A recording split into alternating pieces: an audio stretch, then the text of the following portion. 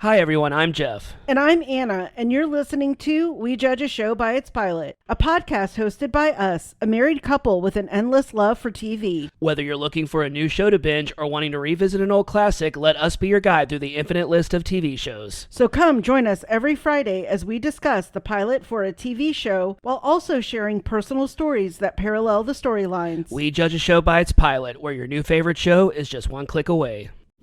Hello everyone, welcome back to our pod. Hello, happy Monday. We're not recording on a Friday. We're not recording on a Friday, and we are recording ahead of time because, we are recording a little early because we need to get a backlog of episodes. We have a lot going on for the next 2 months. And yes, my travel in January and February is already bad. So we are getting a little bit ahead of time. It is the week of Christmas. Christmas is just around the corner. And I must say, since this episode's going to come out beginning of January, the holidays definitely kind of carry over into January a little bit. Oh, and yeah. because people still have their decorations up, it's still winter time. Technically, it's winter time here. It doesn't feel like it. But Well, that and because in Louisiana, we go straight from the 12th day of Christmas, which are technically the 12 days after Christmas, into Mardi Gras season. Right. So it is just like one continuous event. And with each passing year, each passing Christmas time, my desire to watch Christmas movies just keeps getting lower and lower. Oh, okay. It's really weird because, I love the holidays. It's not like I'm a anti-Christmas or anything. I love the holidays. I love this time of year. I wish it were colder, but I love the shorter days. I love the waking up and it's cold outside. I love all that, but we've just reached a point to where there just is such an oversaturation of Christmas movies now that it's bad. That you have to, the other night when we were trying to pick out a Christmas movie to watch, we went on Netflix and they had a whole holiday section like most streaming platforms do. And we were going through all the different categories. I'm like, these are all from the last 2 years. Oh, all of them. And they all have varying titles that all sound the same. Right. It's like Snow Christmas, White Christmas, Christmas and the Snow, Snowman and Christmas. Jingle Bell Land, Candy Cane Land. Reindeers and snowmen. I mean, it is just they had a bucket of Christmas words and pulled one word out of each bucket. The Christmas surprise, the Christmas switch, the Christmas gift. It's the Christmas cookie. Yeah, it's all the same. And, you have only so many classics that you can rewatch year after year. There's only so many decent Christmas movies that have come out in the last 20 years that you can rewatch. I think the only Christmas movies I can still watch to this day, they need to have more than just Christmas to it. I can't with It's a Wonderful Life anymore. I can't with Miracle on 34th Street. The other night, I realized I'm kind of done with Home Alone. I need a movie that Christmas is just kind of a part of it. Die Hard. I was just about to say Die Hard, even Muppets Christmas Carol, because that's just or a Christmas Carol in general, because yes, it's about Christmas, but not really. It's more of just about a human study, but a study of human behavior and trauma and all of that. I need Krampus. I need a horror movie now because I just can't get into Christmas movies anymore. There are just so many of them, and there are only so many classics you can rewatch without getting tired of it. Yeah. I can't imagine ever having to watch Elf ever again. I never want to watch Elf ever again. I don't mind that one, but it was funny when we were watching Oh What Fun, the one with Michelle Pfeiffer. That movie was funny, but it pissed me off. Oh, so yeah, you were times. just and you were like, I'm not a movie griper. I'm not a movie griper either. But you were griping. Yeah, I was. Yeah, it was very textbook in everything that was happening, and you were just like, I loved the cast though. The cast was amazing. Yeah, Felicity Jones, funny. Jason Schwartzman. Love him. Dennis Leary. It was Joan all Chen good. was in it. Twin Peaks. So it was a good movie, and it was funny. It was just Michelle Pfeiffer was just really pissing me off the whole time. I'm like, if you raise a bunch of ungrateful brats and then you get mad at them for being ungrateful brats, who should you really be mad at? And it's just I know it's a movie. I know the lesson had to be learned, and I get it. I'm glad that there was this scene at the end where Felicity Jones is I feel like you don't support me, and there was kind of a tit for tat kind of thing. And I'm good. I'm glad that was said, but I was just this is what Christmas movies are now. They're just all variations of the same thing, and I just can't. And yeah, so my rant's kind of over. I just Okay. I was looking for a Christmas movie to watch. And I'm just like, I've never heard of any of these. They all have the same exact plot. They all star the same 10 people. And it's just like, I just can't do it anymore. Correct. So come All up with right. some better Christmas movies. Yeah, someone get on that. All right. So starting the new year off with a gripe. Actually, this is going to be the second episode of January, but we haven't even announced the theme of our episode yet because we haven't even watched Stranger Things yet. So I know. it's gonna be crazy. But we are doing this month. We are doing our favorite shows that came out in 2025. We figured it was the perfect time to do it the first month of the year. Some of these shows just wrapped up their first season. Some of them came out earlier in the year, but we landed on 4 shows that I feel like were great selections, especially the one that we're doing today, because I think we both really wanted to watch it, and we kind of eventually it sometimes it takes us a minute to like get into a show, especially since we do a podcast about watching shows. We're watching shows all the time, and the shows that we're currently watching that have nothing to do with the podcast, we also have those. And so we reach a point to where like we have a maximum capacity, and a lot of times we just want to watch a movie 90 minutes, 2 hours, and it's done. And it's so much easier that way. But today we are doing a show that we both immediately fell in love with. It came out earlier this year, earlier in 2025, and it is called Overcompensating. It's a campus comedy. I think that's the general kind of genre that it is. And we both fell in love with it, fell in love with the characters. We'll talk about all that in a minute. But for now, Anna's going to do what she always does and give us some episode and series information. All right. Overcompensating. Lucky. Overcompensating is an American comedy drama that premiered on Amazon Prime Video on May 15th, 2025. The series currently has 1 season and 8 episodes. The series was created by Benito Skinner, who also plays the lead in the series, Benny Scanlon. Didn't know he was the creator. Yeah, I knew that. Yeah. Skinner began his career on social media platforms like TikTok and YouTube and became known for his celebrity impressions like Shawn Mendes and Kourtney Kardashian, as well as original characters.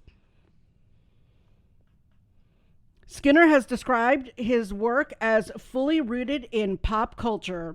Overcompensating centers around the lives of students at the fictional Yates University. The series mostly focuses on main character Benny Scanlon as he comes to terms with his sexuality, and much like everyone at that age, is just trying to figure out who he is and where he belongs. The cast includes Benito Skinner as Benny Scanlon, Wally Barham as Carmen Neal, another first year at Yates who becomes Benny's best friend. Carmen is often seen as awkward, but is frequently shown to be a very compassionate and loyal friend. Mary Beth Barone plays Grace Scanlon, Benny's older sister, who also attends Yates. Grace is very cynical and grows tired of living in her brother's shadow, as she sees him as the favorite with her parents. Adam DeMarco plays Peter Whitney, Grace's boyfriend, and part of the Flesh and Gold Secret Society. That isn't much of a secret. Yeah, they talk about it all the time. I know, everyone. Peter is greatly insecure, but desperately tries to overcompensate by being a stereotypical frat boy. Rish Shaw plays Miles Harry, Benny's new friend and love interest, although Benny is unsure of Miles' sexuality. Although not a series regular, we can't ignore the real star of the show, Haley Matthews, played by Holmes. Haley is Carmen's roommate, an overly confident, fashion-forward, wild child with a soft side. And you asked the question, how is she not a series regular? I have no idea, because she's freaking hilarious. She's my favorite. Often the best part of the episode. Oh yeah, she will just come in and scene steal, and you're like, I wish there was more of her. So maybe that's a good thing. We're not getting too much, right, so that we keep loving her.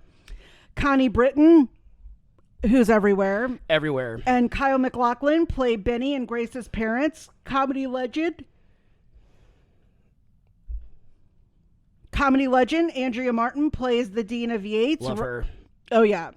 Rising star Lucas Gage plays Sammy, Benny's hometown friend who he has unresolved feelings for. Other actors with recurring or guest roles include Megan Fox, who's like a poster that comes to life. Didi Khan from Grease and Grease 2. Charlie XCX, James Vanderbeek, Bowen Yang and Matt Rogers, Rachel Matthews, Neil Verlicue, Caleb Heron, and Owen Thiel. Skinner based the series off of his own personal experience during his first few years at Georgetown University. Overcompensating became an instant success, being praised for setting itself apart from other campus comedies for blending heartfelt drama, raunchy comedy, and relatable coming-of-age storylines. The series has been picked up for a second season, and pre-production has already begun with a projected release date for fall 2026. You can currently watch the series on Amazon Prime Video. So since this is going to be our favorite shows of 2025, that's going to be the theme of this month, I think it's only customary that so this is technically your pick. Even though we both love this show, this was your pick. Yes. We originally were going to do Alien Earth, which was also an amazing, incredible series. Oh my God, that was so good. That we both immediately fell in love with, but it kind of ran a little bit too parallel with another show that we're doing that's coming out next week, actually. And also, we kind of had already picked the TV shows, and then we started watching Overcompensating, and so I think at one point we were like, what about Overcompensating? And so we replaced it with Alien Earth. I know for a fact we'll be doing Alien Earth at some point. Yeah. Because we both love it so much, but we decided to do Overcompensating instead, and I'm glad that we did. But my kind of question I'm going to have for you is, what makes this your favorite show? Like, why is this your favorite show of 2025? Well, first, we heard about it from Wes and BJ. Yeah. Shout out to Wes and BJ, our gym bros. Because I think either BJ or Wes asked me to make them a shirt with Yates on it. Okay. And so I was like, oh, what's that about? And so they told me. And so I was like, oh, we need to watch this again. 1 season, 8 episodes. We can crank this 30 out. minutes. Yeah. Yeah. And so I think I liked it because it's kind of how I felt in college. Mm-hmm. It was just, I went to a small college. I went where I didn't really know anyone. And I will also admit that I was drawn to like guys who I knew I wasn't going to have sexuality issues with. I was mostly gay guys. And again, guys that were straight that we just were like, we are just going to be friends. Platonic. Yeah, definitely platonic. And I liked that aspect of it between Benny and Carmen. And I love that they, initially sort of like she kind of liked him and then didn't. And he's still trying to figure out who he is. Because I did go to a small college in a very kind of religious part of the country, and there were a lot of gay guys that were in the closet, and many of them were my friends. I'm not going to name them. They have since plainly come out. Right. But again, I am not going to talk about their names. But what was crazy was back in the 80s, that was pretty common still to be in the closet. Yeah. And today it just highlights that it's still a struggle. Right.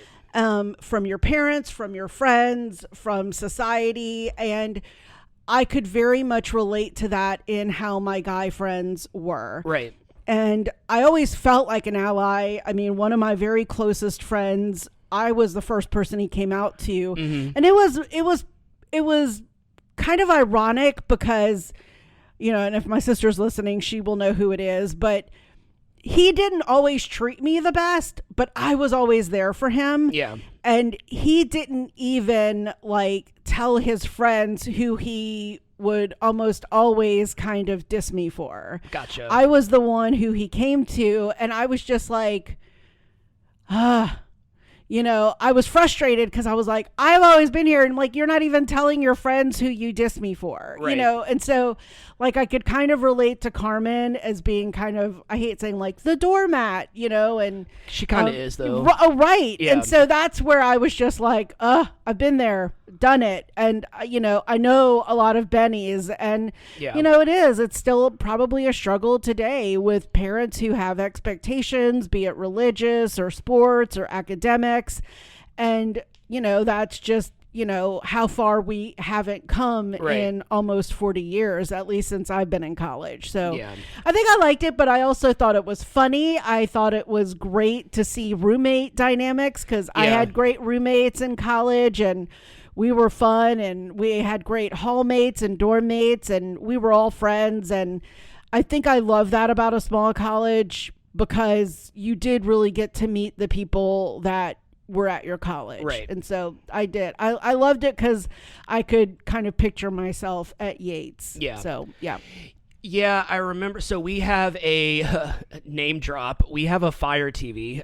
So no, we have Sponsor us, Fire. We have if we were sponsored by Amazon, you know how fucking awesome that would be. Yes, Amazon. Please, Jeff Bezos, Lawrence Sanchez Bezos, hit us up.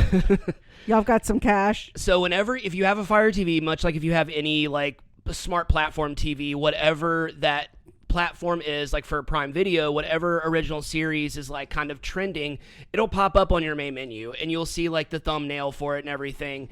And I saw Overcompensating in another show that we're doing this month also, but I saw Overcompensating and I would see the thumbnail, and the thumbnail reminded me of the Skins thumbnail. And that's why, because they're all kind of like piled on each other, and it's very much like what Skins reminded me of. And since it was a show in American university, whereas in Skins they were in high school, well, they were in like post-high school, secondary school, whatever you want to call it, which is a different age of consent in the UK, but like it felt like the same like kind of era of life. And so that interested me because, you know, Skins is like one of my favorite shows of all time, and I love a good like coming of age type story, whether it's a movie or a TV show.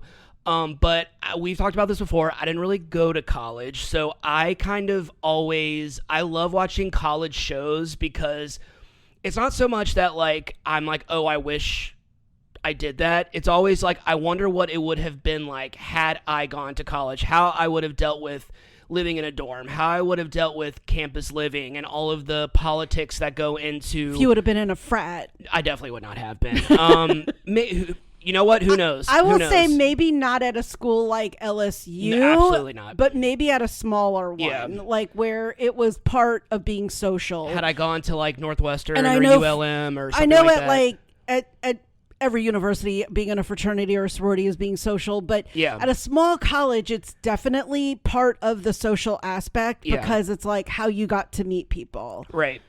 And so when I started watching Greek, that was a show that I was like, oh, and that's like, I love that show, and it's such an amazing, funny show, but I loved watching Greek because I was like, I wonder how I would have been in that situation. It was kind of the same with Overcompensating, except now I kind of look back on it less as I wonder how I would be in this college situation and more of like, oh, that's how I was when I was 18, 19 years old. It's now I'm like, oh, we're all the same. We just do different things. Yeah. And we all deal with the same things. And it's not just because we're in college where we're like trying to figure out who we are. We spend most of our lives trying to figure out who we are. Which kind of leads me to my second question that I have for you. So, you know, even though, like I just said, even though this takes place in college, so much of the show is just about like figuring out who you are, and also just like being okay with who you are, and like it's less of people accepting you and more of like you accepting yourself. I always kind of feel like that's what the show is about, but a big part of it is kind of figuring out who you are. So was there ever a time in your life, I think identity crisis is kind of a exaggeration maybe, or maybe a little dramatic, but what was kind of a time in your life where you really were like, what am I doing? Like, what am I doing with my life? Or what am I doing with my life, whether it's your career, socially, romantically, whatever. Like, it doesn't just have to be like school related. No, for me, it was probably the transition period between teaching and law school. Mm-hmm. Because one, I loved teaching. I loved, you know, where I was teaching. I didn't love being paid $12,000 a year. Yeah. Yes, that was my first salary. But I knew I couldn't live off of that, and yet they had let me go. They didn't think I was a good disciplinarian, and I don't know what other reasons they gave me. They just didn't think I was good in the classroom. And so I had moved home, and so I moved home in like 1995, and I got the job at Maison Blanche, which we talked about in one of the prior episodes recently in Superstore. And then I was just like, I'd always wanted to go to law school. I Yeah. really had. I just didn't think it was possible, particularly after my dad had died, because, I didn't want to take out more loans, and I was looking for more teaching jobs. There weren't a lot of Spanish teacher openings in Orleans or Jefferson Parish, and I was like, you know what? I'm still pretty young. I can go to law school. Yeah. And so I decided to take the LSAT, did really well, got into like 3 law schools, and then I decided to go in the fall of 1996. And I remember, I think I've talked about this maybe on another episode, where my mom was just like, what are you doing? You can't go back to school again, because this would have been my 3rd degree, because I had gotten my master's in teaching. The girls episode, I know, because I just edited it. And so, again, I was just like, well, I felt like this was always something I wanted to do. And I definitely think that this is a difference between generations today and my generation, where I know my friends with college age kids know everything about their college kid, like what their major is, who their professors are, what their classes are taking. I can honestly tell you, my parents didn't know jack of what I was doing, what classes I had. They did know my grades, because I was required to keep a 3.5. I was given grace the year my dad died. My mom was like, if you don't have a 3.5, it'll be okay. Yeah. But my mom was just like, what are you doing? Like, when are you going to start working? You were like 26 years old. You need to get a job. I can't, like she could barely take care of herself, because my dad had died by this point. And so I was like, but being a lawyer, going to law school will definitely give me more opportunities, which it did. Yeah. And so I feel like that was a big part of my identity crisis. I was like, how am I going to take my love of teaching into the law? But even as I entered law school, and now I'm going to talk about like how old I was. So by 96, I was 27. Yeah. Which back in the 90s was kind of old to go to law school. I mean, most people that are in law school are like 21 or 22. And right. I know that's just 5 years older than that. But I was kind of one of the older law students in my class. I mean, there were people that were a little bit older than me, but most everyone had just come from undergrad, were still in that kind of party mode. Right. And I had resolved to really just focus on law school and find new opportunities to get a potential job, where all my classmates were all about like, what's the next party, and where are we going clubbing, and when's the next bar review, and all of these things. And so my first year was really, really focused on law school. And it wasn't until I met my friend, Alex, and then I did also have my friend Anne, who I just saw at our reunion last year, that they kind of broke me out of that shell and were like, you need to come to some of the parties, and you need to come and be social and do those things. And so I did. I became the West Law student rep with Anne, and met more classmates, met more faculty. So I will say it was that kind of period between like 1995 and 1997 where I was really struggling with, who am I? What am I doing? Like, what is law school going to do? And how do I act? And how do I come from being college to a professional graduate school, and kind of all of those things. So that was me. That was kind of my thing. What about you? Well, I've kind of struggled with this off and on, not my whole life, but for a large chunk of my adult life, I spent kind of just wandering about. I mean, just kind of figuring out what made me happy. I knew that going to school was, I was always going to I always tried, and I've gone back to school a couple times, and this one, when I first met you, was probably like my most successful stint of going to school. I just couldn't afford it anymore. Like I didn't want to take out student loans. I couldn't really afford tuition and also pay my bills and all of that. So I kind of just had to come to the decision of, okay, unless I win the lottery or unless I win some large chunk of money, I'm probably never going to go back to school. In the sense of like going to college and getting like a bachelor's degree. And that's fine. And I've always, I finally came to peace with that at some point. And I was just like, this is just my life. But there was a very specific time in my life where I really kind of lost who I was. And it was shortly after, it was when Mary Jo died. And so that would have been 2013. So I would have been like just turned 29. And I was pretty, up until that point, I'd become pretty content with my adult life. Like I was making good money, waiting tables at a restaurant. I had an apartment. I had a car. Like I was paying all of my bills. Like everything was fine. And so I was like kind of content with my life. This is when I was a server at Montjuni. So I was making like really good money, and I only had to work like 4 days a week. But after Mary Jo died, I kind of just lost. I feel like there was a part of me that just kind of, this is going to sound so sad. It kind of died with her. That kind of like, oh yeah, kind of like I was forever changed after that. And well, it's hard not to be. I right. mean, yeah, I think other people who have gone through that can definitely understand. I have never been the same, and I will never be the person I was before that happened. And I think that was the hardest pill to swallow for me. And that was when I became really lost and really just did not know who I was, and just did not know. It was so weird being around people, and it was so weird, like they would like catch themselves saying something in front of me because they didn't want to like upset me, or just kind of almost ignoring me because they didn't want to deal with my baggage and they didn't want to deal with my trauma. And I know people always have really good intentions, but I feel like when it comes to suicide, in a way, people just get really uncomfortable and people just don't know what to say. And so I felt kind of like kind of the phrase of like, I felt alone in a crowd full of people, like in a room full of people. I felt alone because I just felt like I wasn't like being seen.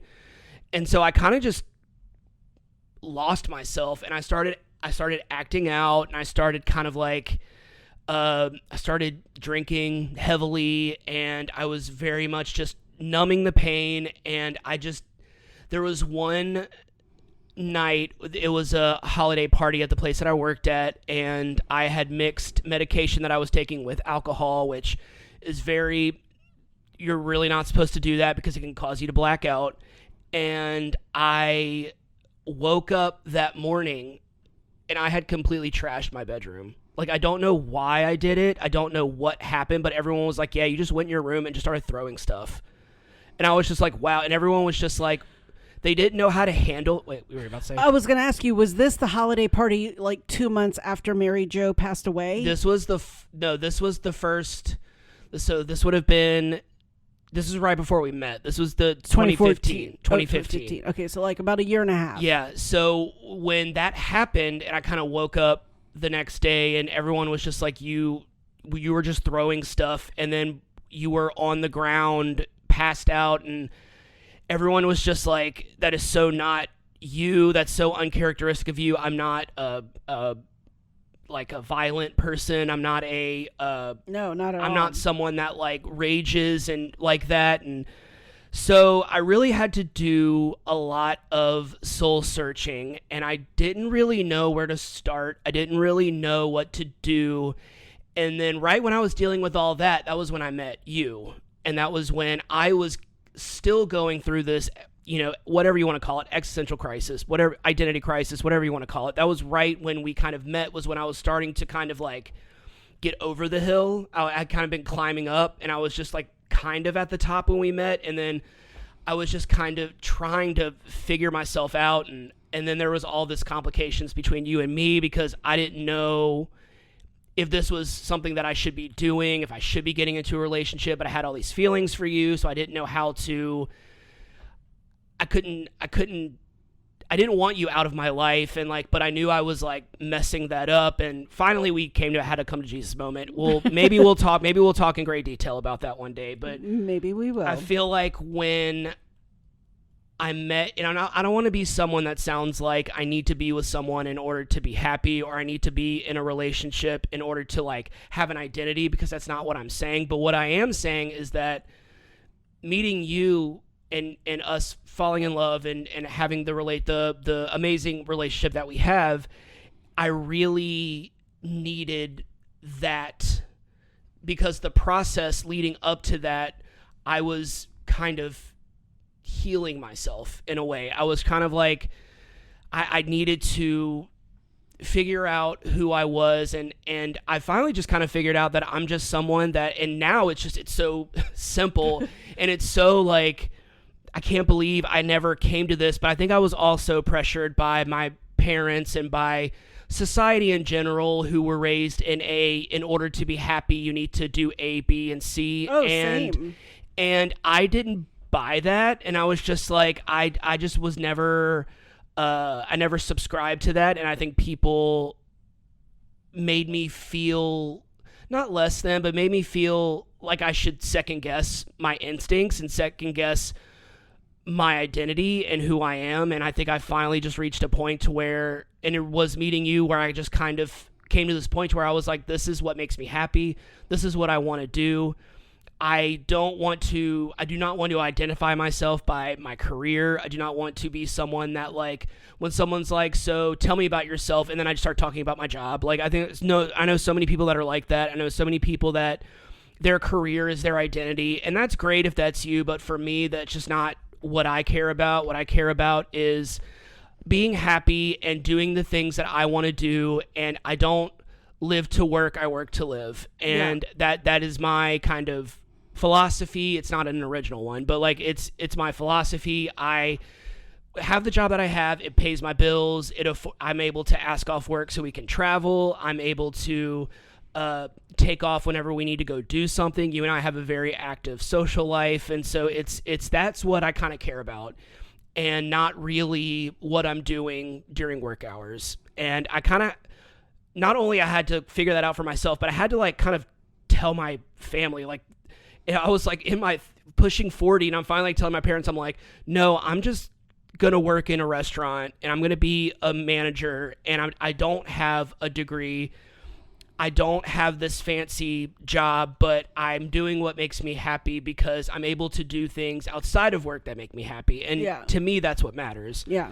And so, yeah, that's pretty much it. I mean, like, I've struggled with who I am and what I'm doing with my life my whole life. And it finally, in my late 30s, I finally was just like, no, this is what I want to do. I want to enjoy my life, and I don't want to spend half my life hating my job. Yeah. Because I got a degree in that field, or because it pays a certain amount of money, or because it gives me some certain status, you know, like, so that's me. Yeah.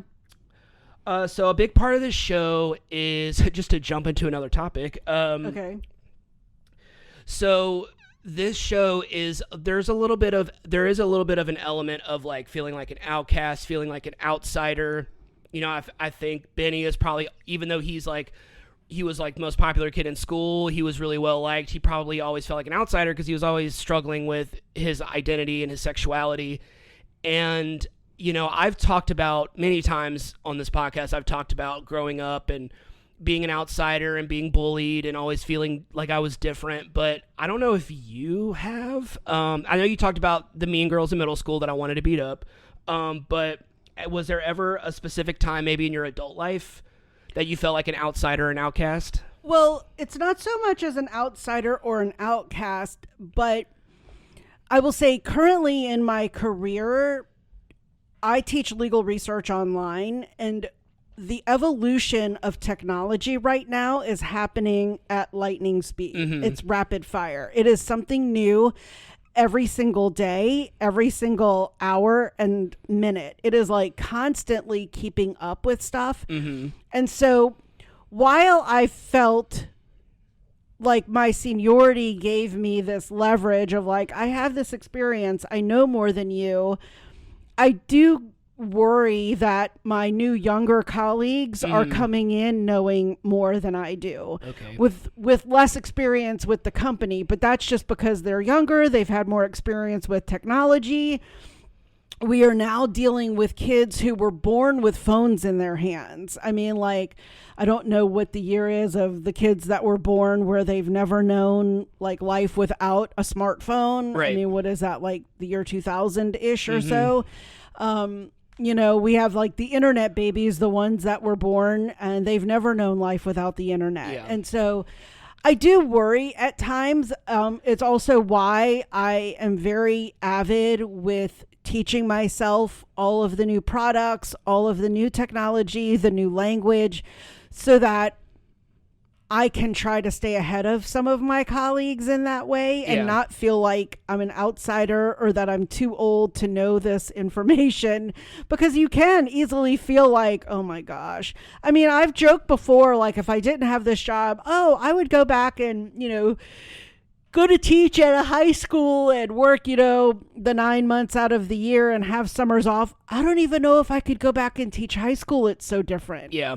I mean, I remember when I was teaching, we did lesson plans by hand. It was like a form you filled out. Your principal or headmaster would review your notes. Now there's like online classes, emails, text change, online classes. I mean, you have reports that have to be done and filed online and graphs and Excel sheets. And I'm like, oh my God, just to teach like one class, So I don't know. I sometimes worry that technology is kind of pushing me out of my job sometimes. So I'm trying to stay ahead of that.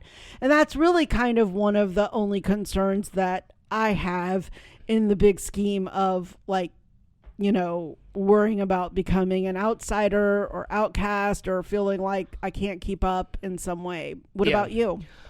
Yeah, I mean, I feel like throughout periods of my life, I felt like an outsider, an outcast. I've talked about that when I went to private school and high school a little bit. I mean, like I had friends and stuff. Like I've always had friends. I've never been like a loner or anything. A lone wolf. But I've never been a one-man wolf pack. But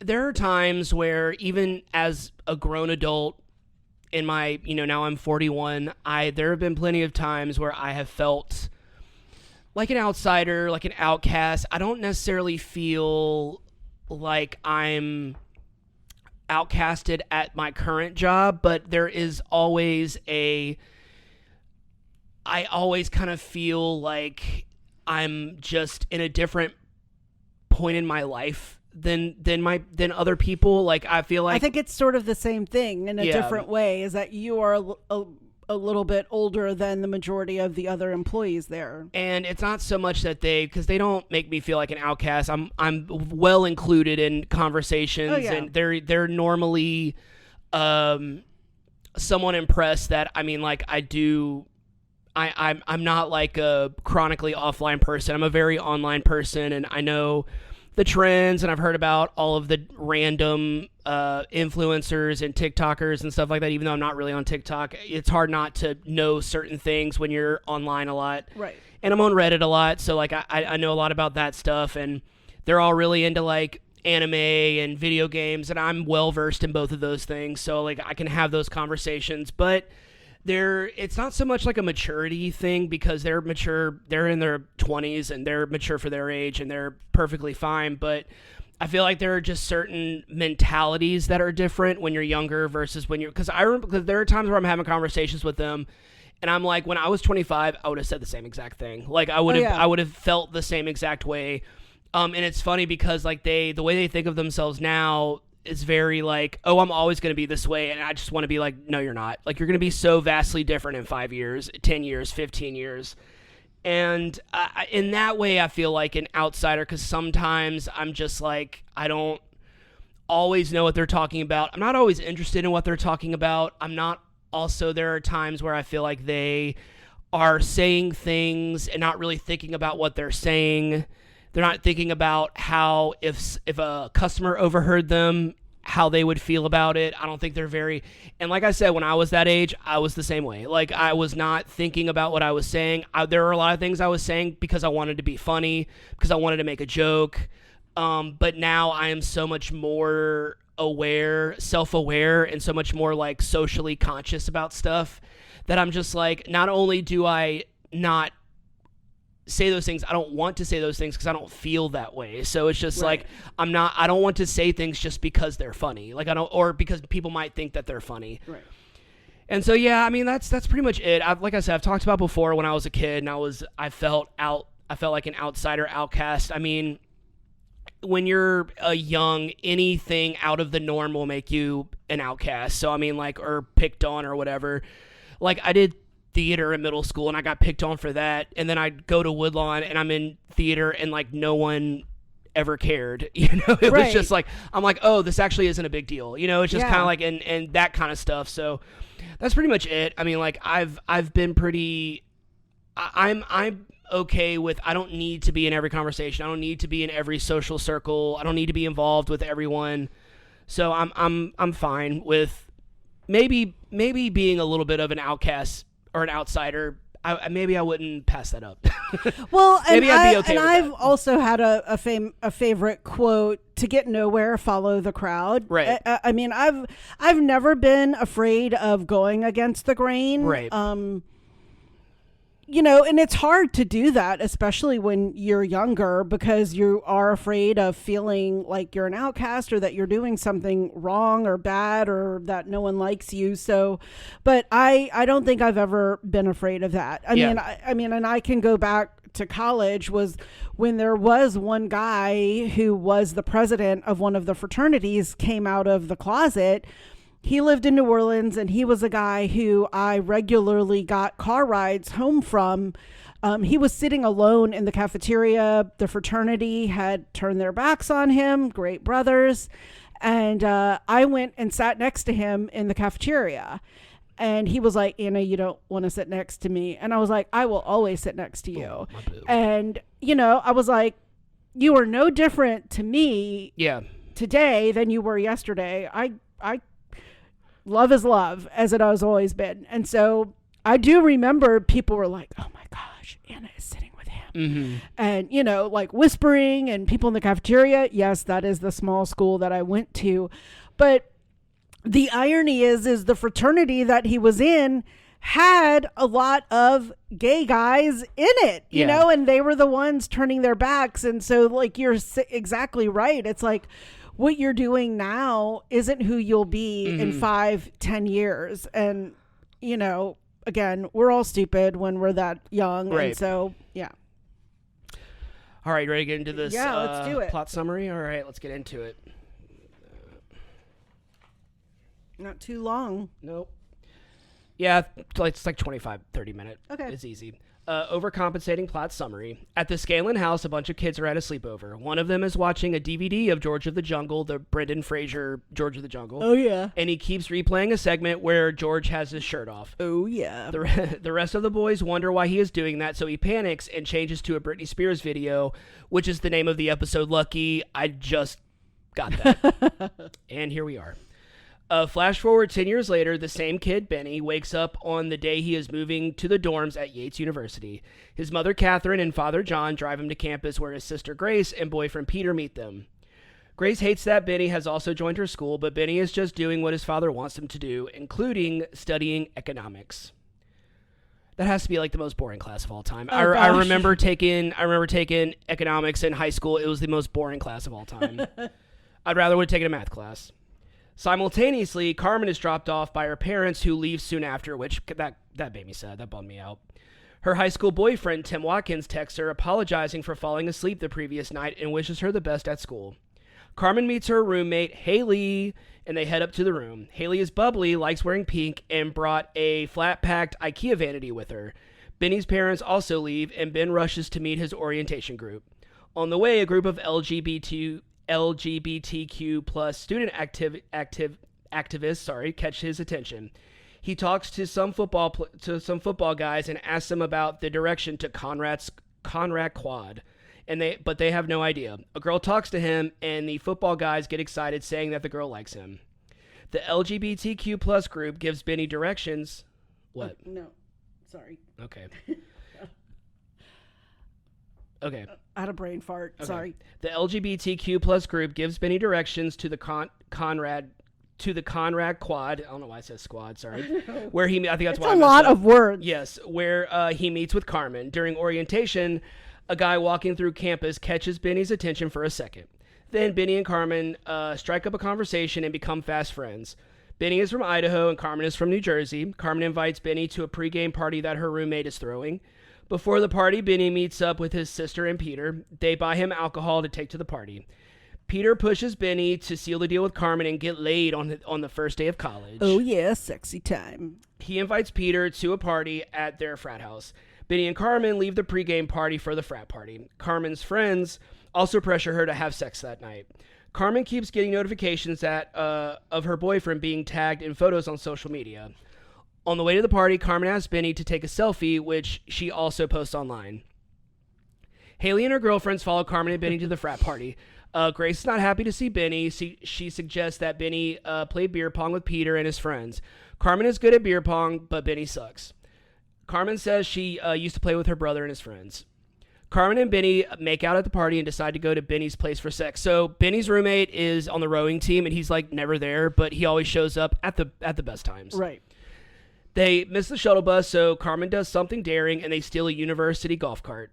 In Benny's room, they try to have sex awkwardly. Benny does get turned on. He does not get turned on. He rushes to the bathroom to get turned on. He tries thinking about Carmen, but it doesn't work, so his mind switches to thinking about a guy he has been seeing around campus. Finally, after getting a boner, Benny rushes back to his room, and the awkward act starts again. It is cut short when Benny's roommate, Trey, walks in. They end up talking some more throughout the night and watching movies. Carmen opens up about her brother Michael, who passed away earlier that year, and she is not close to her parents. Conversely, Benny's parents cared too much, and he felt pressure to be perfect, but he also liked being the valedictorian and playing football. So, yeah, he's like Mr. Popular. Maybe not what he wants, but he kind of sounds like he doesn't have much of a choice. The next morning, Carmen and Benny walk to the dining room together for breakfast. Carmen is wearing Benny's clothes, and everyone on campus thinks that they hooked up. They bask in the glory of people admiring them because they think they had sex. Later, Carmen goes to creative class while Benny goes to economics. They plan to meet later. They make plans to meet later. The handsome guy that Benny has been seeing around campus enters their class, thinking it is an introduction to film studies. The professor directs him to the right class, then suddenly the professor's lecture becomes personal, telling Benny to make a decision on his own for once. He suddenly stands and decides to follow the handsome guy into the film studies class. Meanwhile, Carmen unfollows Tim. Oh, yeah. So that's it. I mean, like, it was cute. It's a very good first episode. It's a very good introduction to the characters. It's not too much, not too little. It definitely, you want to keep watching because these characters are very charming. They feel very real. Oh, yeah. They feel like this is another show where it's like, oh, I know that person. Oh, I know that person. I was that person. Personally, I love Grace. I love the sister. She's probably my favorite character. Probably the closest to my personality when I was that age. You find out her character when she was in high school, she was really into like emo and like pop punk and stuff like that. And she was always in her feels. And I'm like, oh yeah, that was me. But yeah, it's on Amazon Prime. It's a cute little show. 8 episodes. 8 episodes. Going to be renewed. 30 minutes long. It's going to come out sometime in 2026, which you're listening to this in the year 2026. Hi. You'll be ready for it. Yeah. So I think that's all we got for you today. Yeah, a little short episode. Short episode. I mean, short episode in the sense that we just did an hour and a half for Superstore, which is usually not I would say this used to be our normal length of an episode. But yeah, we kept it short and sweet for you. Yep. All right. That wraps up this episode. Thanks for tuning in. If you haven't already, go ahead and follow us on whichever platform you listen to this podcast on. That way you'll be notified every time we publish a new episode. You can also follow us on Instagram at WeJudgePilotPod. We're also on Facebook and Threads. Leave us a comment, suggest a show for us to watch, or leave some emojis in the comments. What you got? I don't have too many. The one with Greek columns to represent a college, the football, the potato for Idaho, the DVD, drinks for when they go to the liquor store to get them booze, the phone for the texting, the bus for the shuttle bus, the bone to represent sex. Ew. The plate and utensils for when they go to the dining hall, the LGBTQ plus or pride flags, and then the film or the camera for the film studies class that he goes into. All right, well, we are going to head out, but we'll talk to you soon. Thanks for listening.